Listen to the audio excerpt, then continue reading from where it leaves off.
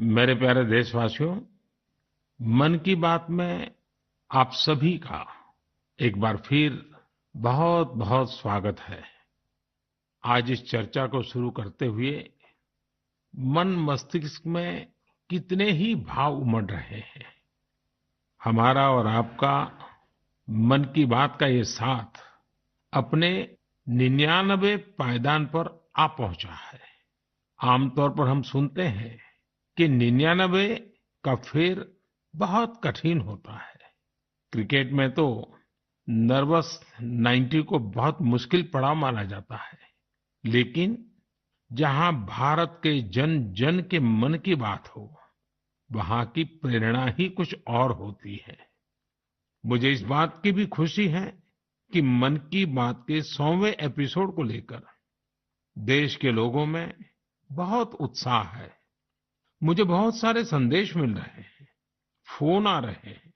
आज जब हम आजादी का अमृतकाल मना रहे हैं, नए संकल्पों के साथ आगे बढ़ रहे हैं, तो 100वें मन की बात को लेकर आपके सुझावों और विचारों को जानने के लिए मैं भी बहुत उत्सुक हूं।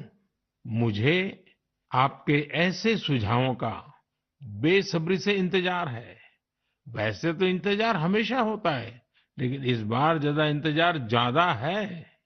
आपके ये सुझाव और विचार ही 30 अप्रैल को होने वाले 100वें मन की बात को और यादगार बनाएंगे। मेरे प्यारे देशवासियों, मन की बात में हमने ऐसे हजारों लोगों की चर्चा की है जो दूसरों की सेवा के लिए अपना जीवन समर्पित कर देते हैं। कई लोग ऐसे होते हैं जो बेटियों की शिक्षा के लिए अपनी पूरी पेंशन लगा देते हैं। कोई अपने पूरे जीवन की कमाई पर्यावरण और जीव सेवा के लिए समर्पित कर देता है। हमारे देश में परमार्थ को इतना ऊपर रखा गया है कि दूसरों के सुख के लिए लोग अपना सर्वस्व दान देने में भी संकोच नहीं करते। इसलिए तो हमें बचपन से शिवी और दधीची जैसे देहदानियों की गाथाएं सुनाई जाती है। साथियों, आधुनिक मेडिकल साइंस के इस दौर में ऑर्गन डोनेशन किसी को जीवन देने का एक बहुत बड़ा माध्यम बन चुका है। कहते हैं, जब एक व्यक्ति मृत्यु के बाद अपना शरीर दान करता है, तो उससे 8 से 9 लोगों को एक नया जीवन मिलने की संभावना बनती है। संतोष की बात है कि आज देश में ऑर्गन डोनेशन के प्रति जागरूकता भी बढ़ रही है। साल 2013 में हमारे देश में ऑर्गन डोनेशन के 5000 से भी कम केसेस थे। लेकिन 2022 में ये संख्या बढ़कर 15,000 से ज्यादा हो गई है। ऑर्गन डोनेशन करने वाले व्यक्तियों ने, उनके परिवार ने वाकई बहुत पुण्य का काम किया है। साथियों, मेरा बहुत समय से मन था कि मैं ऐसा पुण्य कार्य करने वाले लोगों के मन की बात जानूं और इसे देशवासियों के साथ भी शेयर करूं। इसलिए आज मन की बात में हमारे साथ एक प्यारी सी बिटिया, एक सुंदर गुड़िया के पिता और उनकी माताजी हमारे साथ जुड़ने जा रहे हैं। पिताजी का नाम है सुखबीर सिंह संधू जी और माताजी का नाम है सुप्रीत कौर जी। ये परिवार पंजाब के अमृतसर में रहते हैं। बहुत मन्नतों के बाद उन्हें एक बहुत सुंदर गुड़िया, बिटिया हुई थी। घर के लोगों ने बहुत प्यार से उसका नाम रखा था अबाबत कौर। अबाबत का अर्थ दूसरे की सेवा से जुड़ा है, दूसरों का कष्ट दूर करने से जुड़ा है। अबाबत जब सिर्फ 39 दिन की थी, तभी वो ये दुनिया छोड़कर चली गई। लेकिन सुखबीर सिंह संधू जी और उनकी पत्नी सुप्रीत कौर जी ने, उनके परिवार ने बहुत ही प्रेरणादायी फैसला लिया। ये फैसला था 39 दिन की उम्र वाली बेटी के अंगदान का, ऑर्गन डोनेशन का। हमारे साथ इस समय फोन लाइन पर सुखबीर सिंह और उनकी श्रीमती जी मौजूद है। आइए उनसे बात करते हैं। सुखबीर जी नमस्ते। नमस्ते माननीय प्रधानमंत्री जी, सत श्री अकाल। सत श्री अकाल जी, सत श्री अकाल जी। सुखबीर जी मैं आज मन की बात के संबंध में सोच रहा था तो मुझे लगा कि अबाबत की बात इतनी प्रेरक है, वो आप ही के मुंह से सुनूं, क्योंकि घर में बेटी का जन्म जब होता है तो अनेक सपने, अनेक खुशियां लेकर आता है। लेकिन बेटी इतनी जल्दी चली जाए, वो कष्ट कितना भयंकर होगा, उसका भी मैं अंदाज लगा सकता हूँ। जिस प्रकार से आपने फैसला लिया है, तो मैं सारी बात जानना चाहता हूँ जी। सर, भगवान ने बहुत अच्छा बच्चा दिया था हमें। बहुत प्यारी गुड़िया हमारे घर में आई थी।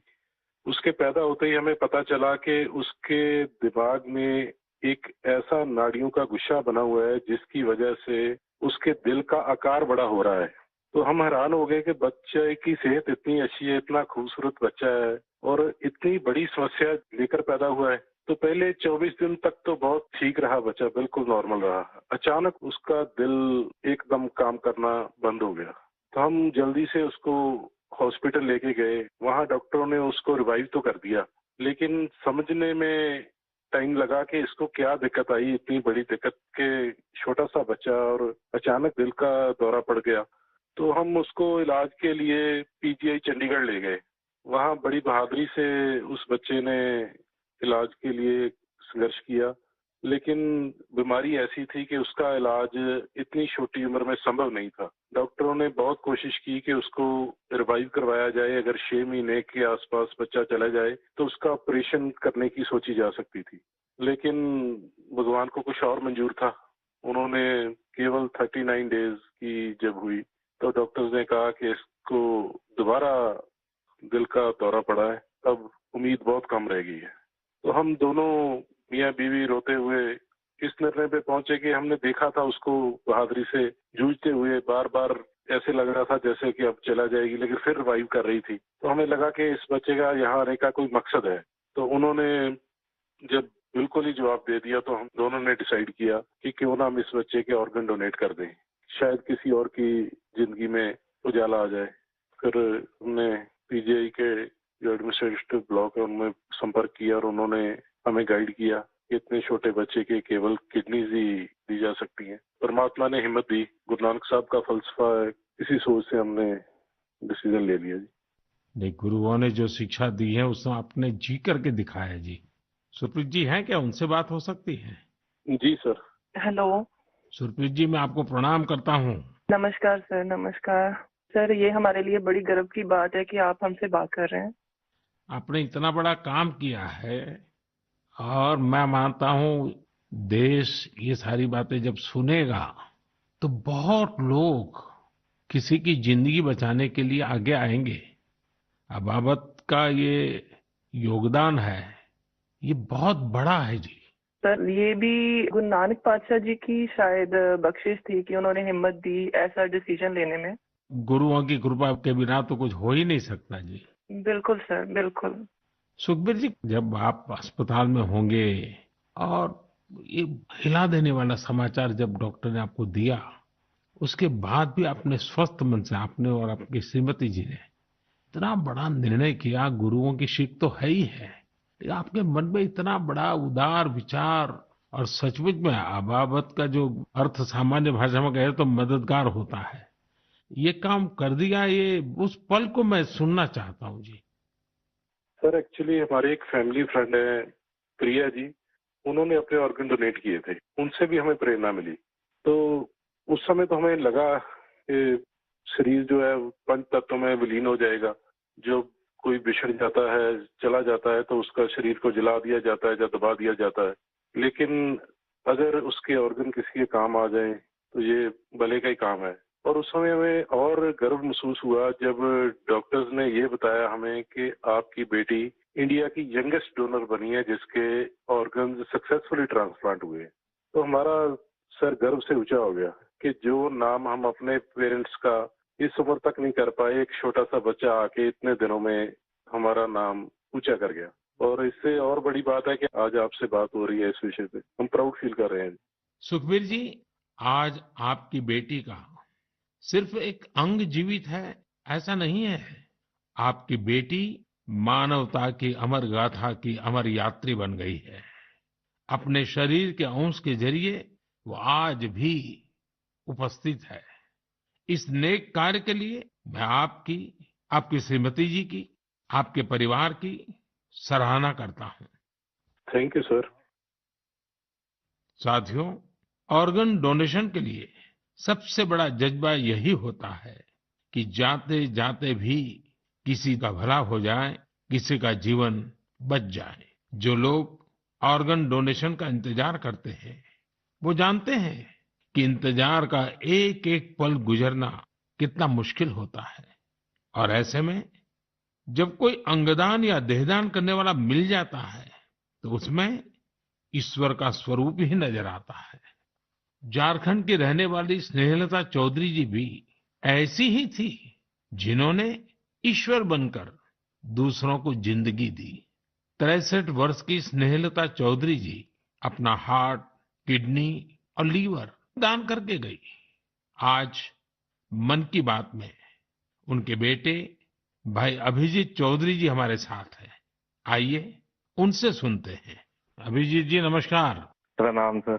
अभिजीत जी, आप एक ऐसी माँ के बेटे हैं जिसने आपको जन्म देकर एक प्रकार से जीवन तो दिया ही, लेकिन और जो अपनी मृत्यु के बाद भी आपकी माता जी कई लोगों को जीवन दे करके गई।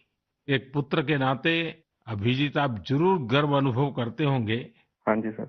आप अपनी माताजी के बारे में जरा बताइए, किन परिस्थितियों में ऑर्गन डोनेशन का फैसला लिया गया?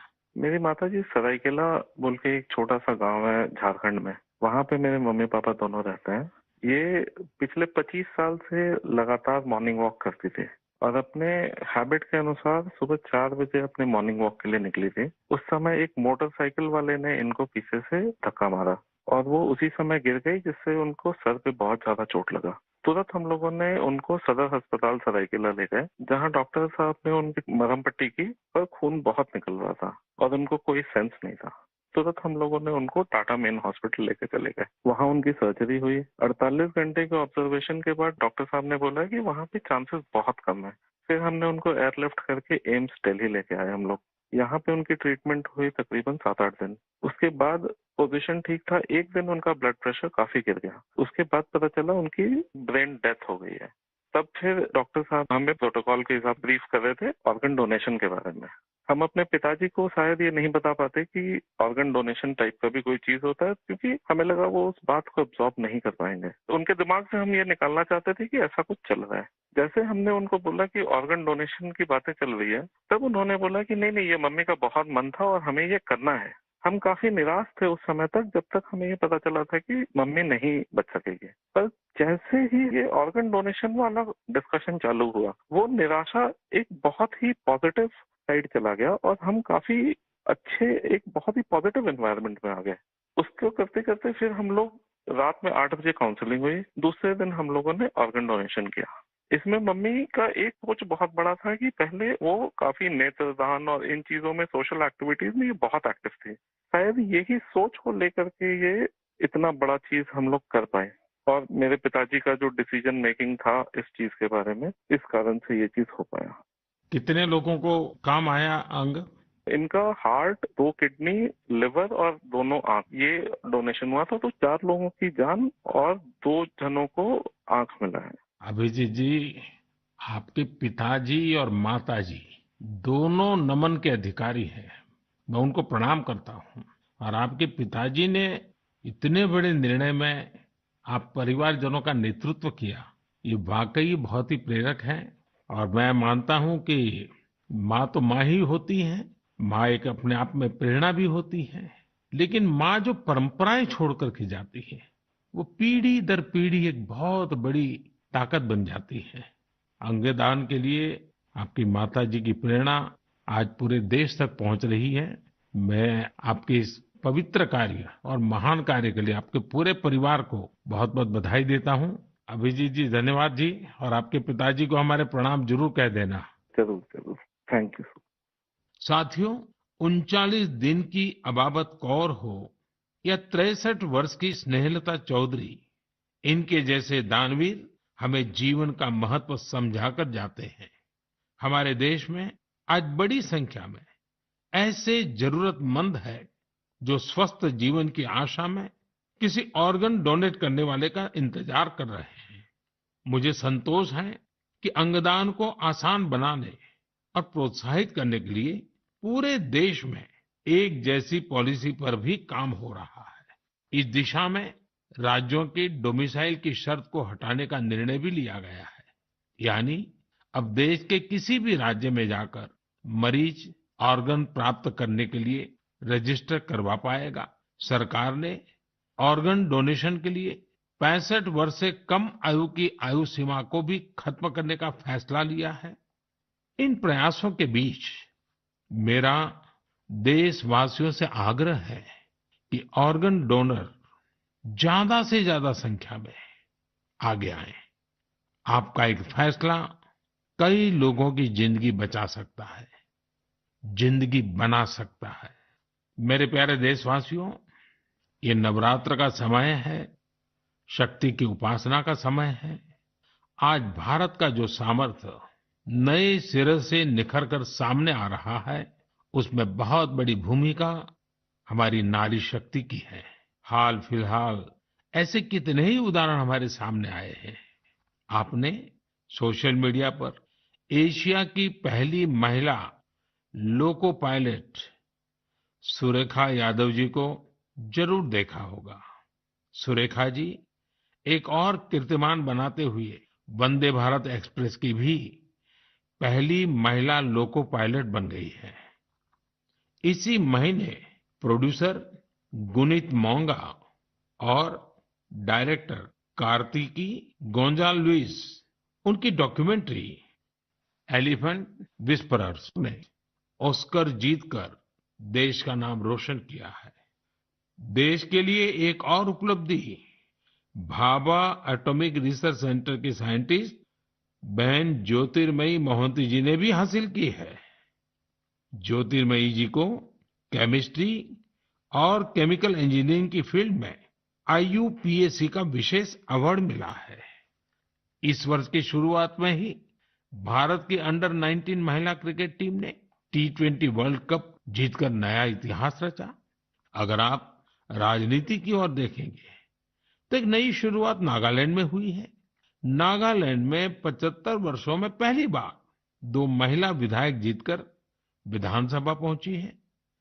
इनमें से एक को नागालैंड सरकार में मंत्री भी बनाया गया है। यानी राज्य के लोगों को पहली बार एक महिला मंत्री भी मिली है।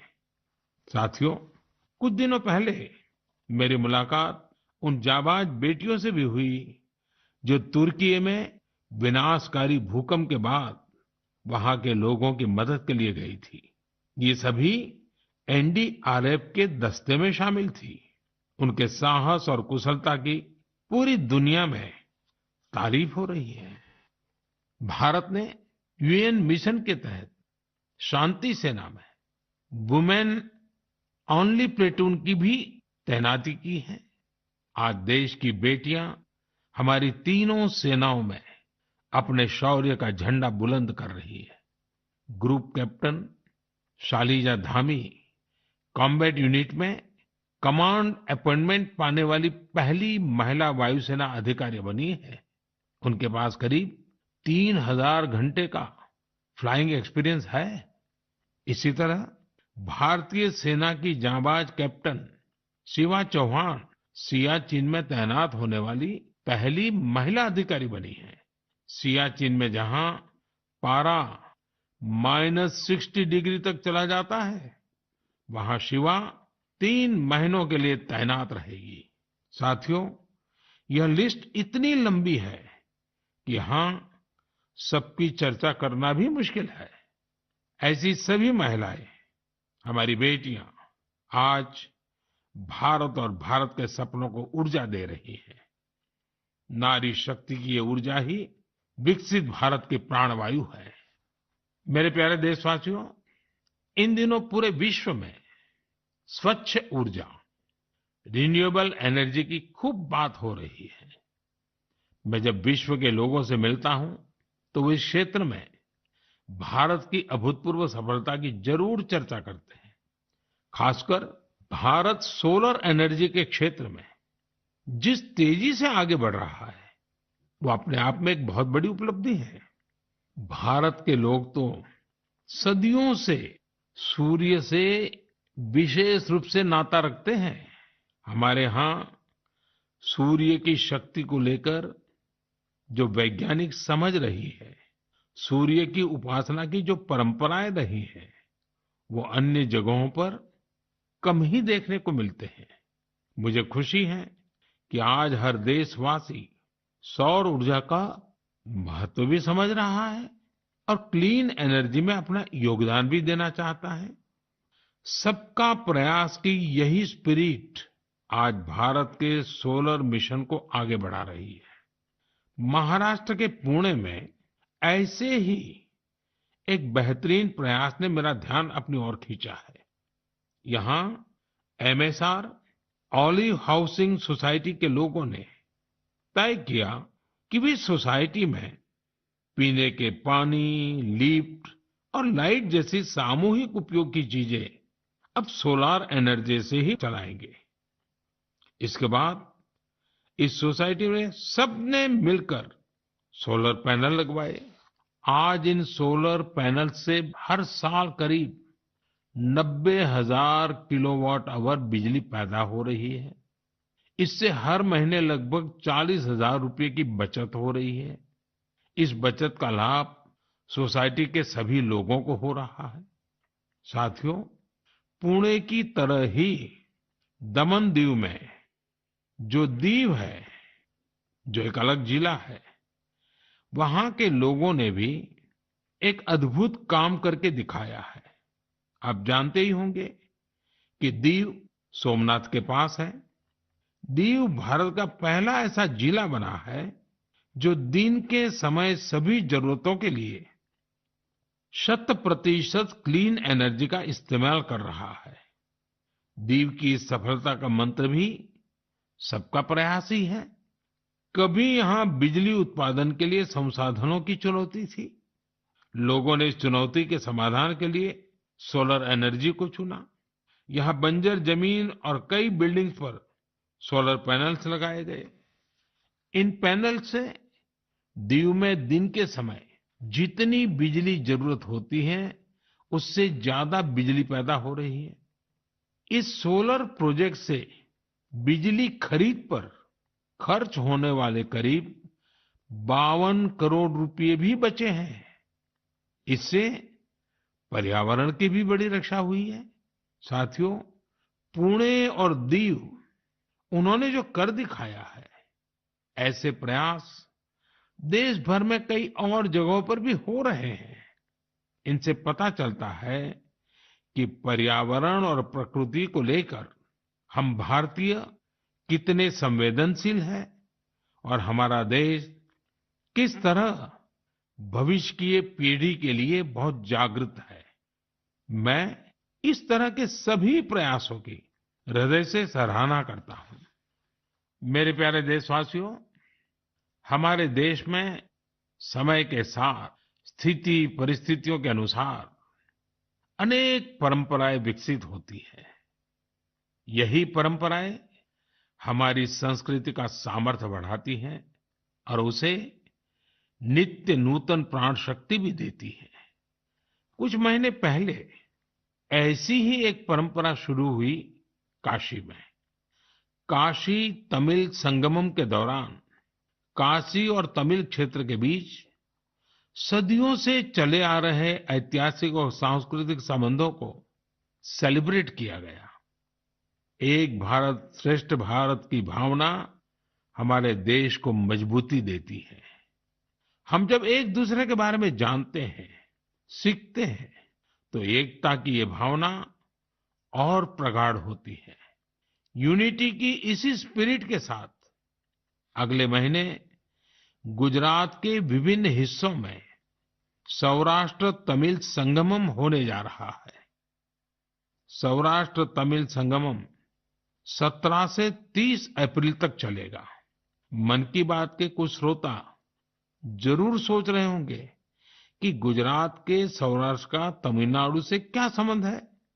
दरअसल सदियों पहले सौराष्ट्र के अनेकों लोग तमिलनाडु के अलग-अलग हिस्सों में बस गए थे। ये लोग आज भी सौराष्ट्री तमिल के नाम से जाने जाते हैं। उनके खान-पान, रहन-सहन, सामाजिक संस्कारों में आज भी कुछ-कुछ सौराष्ट्र की झलक मिल जाती है। मुझे इस आयोजन को लेकर तमिलनाडु से बहुत से लोगों ने सराहना भरे पत्र लिखे हैं। मदुरई में रहने वाले जयचंद्रन जी ने एक बड़ी ही भावुक बात लिखी है। उन्होंने कहा है कि 1000 साल के बाद पहली बार किसी ने सौराष्ट्र तमिल के रिश्तों के बारे में सोचा है। सौराष्ट्र से तमिलनाडु आकर के बसे हुए लोगों को पूछा है। जयचंद्रन जी की बातें हजारों तमिल भाई बहनों की अभिव्यक्ति है। साथियों, मन की बात के श्रोताओं को मैं असम से जुड़ी हुई एक खबर के बारे में बताना चाहता हूँ। ये भी एक भारत श्रेष्ठ भारत की भावना को मजबूत करती है। आप सभी जानते हैं कि हम वीर लासित बोरफुकन जी की 400वीं जयंती मना रहे हैं। वीर लासित बोरफुकन ने अत्याचारी मुगल सल्तनत के हाथों से गुवाहाटी को आजाद करवाया था। आज देश इस महान योद्धा के अदम्य साहस से परिचित हो रहा है। कुछ दिन पहले लासित बोरफुकन के जीवन पर आधारित निबंध लेखन का एक अभियान चलाया गया था।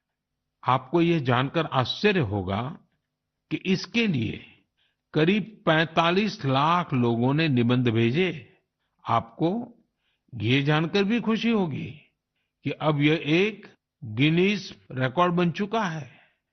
और सबसे बड़ी बात है, और जो ज्यादा प्रसन्नता की बात यह है कि वीर लासित बोरफुकन पर ये जो निबंध लिखे गए हैं, उसमें करीब करीब 23 अलग अलग भाषाओं में लिखा गया है और लोगों ने भेजा है।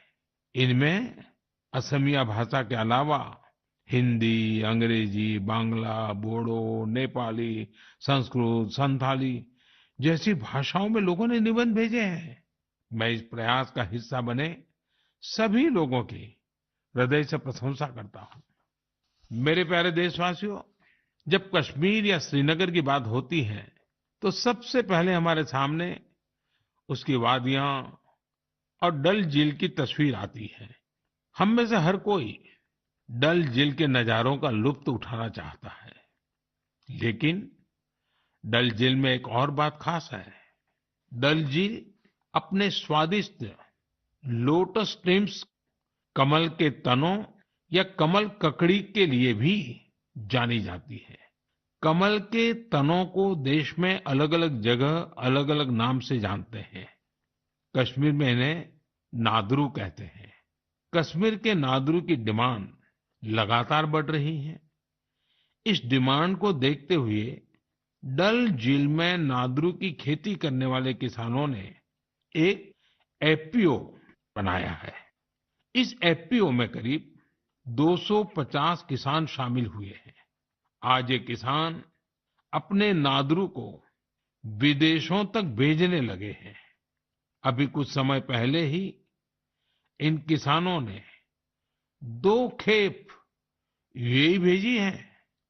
ये सफलता कश्मीर का नाम तो कर ही रही है, साथ ही इससे सैकड़ों किसानों की आमदनी भी बढ़ी है। साथियों, कश्मीर के लोगों का कृषि से ही जुड़ा हुआ ऐसा ही एक और प्रयास इन दिनों अपनी कामयाबी की खुशबू फैला रहा है। आप सोच रहे होंगे कि मैं कामयाबी की खुशबू क्यों बोल रहा हूं? बात है ही खुशबू की, सुगंध की ही तो बात है। दरअसल जम्मू कश्मीर के डोडा जिले में एक कस्बा है भदरवा। यहाँ के किसान दशकों से मक्के की पारंपरिक खेती करते आ रहे थे। लेकिन कुछ किसानों ने कुछ अलग करने की सोची। उन्होंने फ्लोरिकल्चर यानी फूलों की खेती का रुख किया। आज यहाँ के करीब 2500 किसान, 2500 किसान लेवेंडर की खेती कर रहे हैं। इन्हें केंद्र सरकार के अरोमा मिशन से मदद भी मिली है। इस नई खेती ने किसानों की आमदनी में बड़ा इजाफा किया है और आज लेवेंडर के साथ-साथ इनकी सफलता की खुशबू भी दूर-दूर तक फैल रही है। साथियों, जब कश्मीर की बात हो, कमल की बात हो, फूल की बात हो, सुगंध की बात हो, तो कमल के फूल पर विराजमान रहने वाली माँ शारदा का स्मरण आना बहुत स्वाभाविक है। कुछ दिन पूर्व ही कुपवाड़ा में माँ शारदा के भव्य मंदिर का लोकार्पण हुआ है। ये मंदिर उसी मार्ग पर बना है जहां से कभी शारदा पीठ के दर्शनों के लिए जाया करते थे। स्थानीय लोगों ने इस मंदिर के निर्माण में बहुत मदद की है। मैं जम्मू कश्मीर के लोगों को इस शुभ कार्य के लिए बहुत-बहुत बधाई देता हूँ। मेरे प्यारे देशवासियों, इस बार मन की बात में बस इतना ही। अगली बार आपसे मन की बात के 100वें एपिसोड में मुलाकात होगी। आप सभी अपने सुझाव जरूर भेजिए। मार्च के इस महीने में हम होली से लेकर नवरात्रि तक कई पर्व और त्योहारों में व्यस्त रहे हैं। रमजान का पवित्र महीना भी शुरू हो चुका है। अगले कुछ दिनों में श्री राम नवमी का महापर्व भी आने वाला है। इसके बाद महावीर जयंती, गुड फ्राइडे और ईस्टर भी आएंगे। अप्रैल के महीने में हम भारत की 2 महान विभूतियों की जयंती भी मनाते हैं। ये 2 महापुरुष हैं महात्मा ज्योतिबा फुले और बाबा साहब आम्बेडकर। इन दोनों ही महापुरुषों ने समाज में भेदभाव मिटाने के लिए अभूतपूर्व योगदान दिया। आज आजादी के अमृतकाल में हमें ऐसी महान विभूतियों से सीखने और निरंतर प्रेरणा लेने की जरूरत है। हमें अपने कर्तव्यों को सबसे आगे रखना है। साथियों, इस समय कुछ जगहों पर कोरोना भी बढ़ रहा है, इसलिए आप सभी को एहतियात बरतनी है, स्वच्छता का भी ध्यान रखना है। अगले महीने मन की बात के 100वें एपिसोड में हम लोग फिर मिलेंगे। तब तक के लिए मुझे विदा दीजिए। धन्यवाद। नमस्कार।